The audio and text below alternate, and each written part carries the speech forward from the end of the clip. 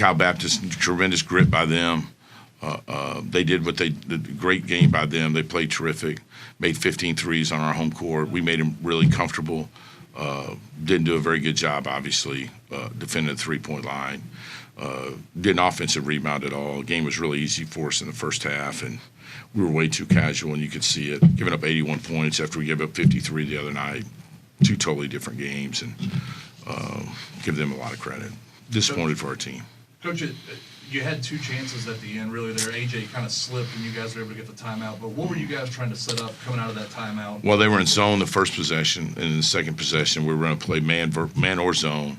And then AJ, it was the whole deal. He's made about 3 game winners, was trying to get him to the basket. And, I'm really disappointed that we have 6 guys in the last 2 games that are afraid to call their freaking whistle when it's been a foul for the whole game.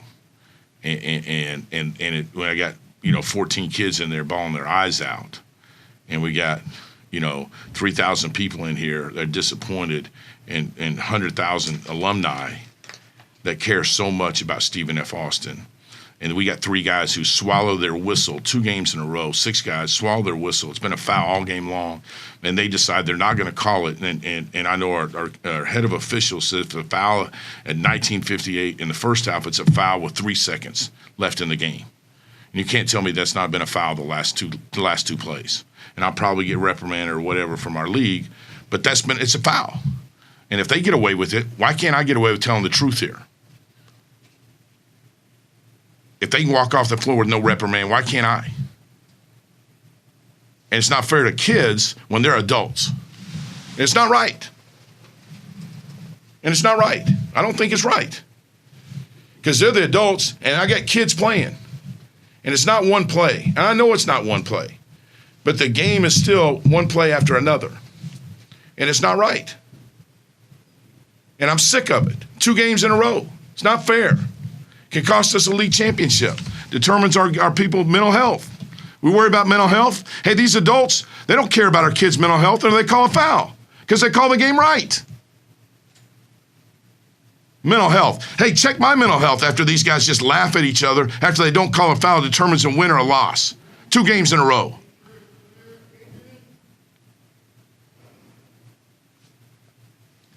Hey, Coach, we've talked about. I'm not done.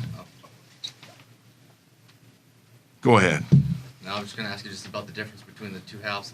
Were there any adjustment? Because it was like a tale of 2 halves just all across. Any adjustments made, or what was the difference? Yeah, we didn't pass the ball very much the second half. We decided we weren't going to pass to each other, Nathan, which fed right into their offense. And that's what we talked about at halftime. Don't pass to each other so that we can let them get ahead of us. I'm sorry for my sarcasm. No, I mean, I thought offensively as good as we could be in the second half. We got really selfish. And I mean, 12 played out of his mind today. Washington was terrific. I mean, he only played because number 3, who I can't even pronounce his name, was hurt. He got hurt in the ribs. He's averaging like 8 minutes a game, 9 minutes a game. The only reason why he played is because he was hurt. And we give him a career high today. I mean, it was crazy, a crazy day. I mean, we get up 16 and we get so casual with our closeouts. That's the beauty of this game. I mean, it's a great game. It is. It's a great game. And we got some adults who decide they're going to quit with 5 seconds left. The other night it was 12. Didn't want to work the last 5 seconds. The other night they didn't want to work the last 12. Game's 40 minutes. That's disappointing. Coach, I'm Serenity from CBS 19. Yeah, Serenity, you do a great job. I want to talk about the future a little bit. Y'all have Utah Valley next. We do. And tell me how you're just going to either use this frustration for the next game or put it behind you. No, I mean, we're going to learn from this. I mean, obviously, we got 1 game left on this homestand. It's disappointing. Felt like we should be 3-0. I haven't watched really and studied Utah Valley. Got a brand new coach. They're playing really well. They should have won last night too. We're excited to host another home game. Our backs are obviously against the wall, and I'm excited to play at home again. We've got a big week. Last thing we said was got a big week at home. We got Utah Valley at home, and then we get to go to Tarleton. So we have to learn from our mistakes. Like, we have to play, hopefully, with not allow it come down to.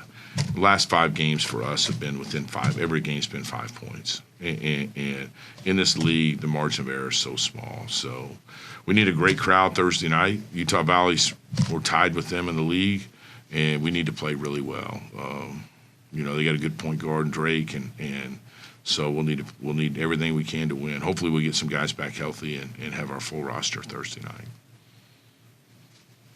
Coach, not really game related, but I want to ask you about it. You guys had a special guest on the bench today. All the fans that came into the Sawmill all filled out who they were suiting up for today. Just talk a little bit about that cancer initiative that you guys had going on. And I don't know if you guys saw any of that kind of in the crowd as the game went on, but just a little bit about that initiative. I wasn't aware of anything that was there, but today, today's the Coaches versus Cancer. This suit's a little bit tight on me since the last time I wore it, but my brother has cancer, myeloma. They don't have a cure for it. He's living for 5 years, hoping for 10, and he's living a great life, giving a lot of things back through charity, and very great Christian man, very inspirational to me, my younger brother, and so he was awesome. He was here Thursday night, lives in Houston, and he's one of those, the blood cancer that gets in your blood and your bones, and he's done everything he can to try to help himself. He's doing good, but there's no cure for his cancer. We're trying to find a cure for different cancers. He has no cure for his. He's looking at death. It's unbelievable, and what a happy person he is, and what an inspiration he is to others, and cancer's affected all of us. I'm no different than everybody here in this room. It's just a terrible disease, and so I'm glad that we could, as coaches, we can bring awareness that it is just a game. And I apologize for my rant earlier, but it is just a game. But when we're all fighting. I think we've all felt frustration in our lives for cancer.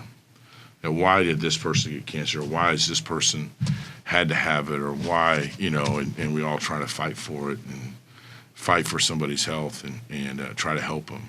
But prayer, and I'm glad people came out, and glad people can become cognizant. We had Shanna Scott is a cancer, survivor and overcome it. She spoke to our team yesterday, and it was a cool deal. And what a tough person she is. So, my deal is really simple compared to what she's overcome in her life. So, as well as my brother. All right, Anybody Coach, want to officiate?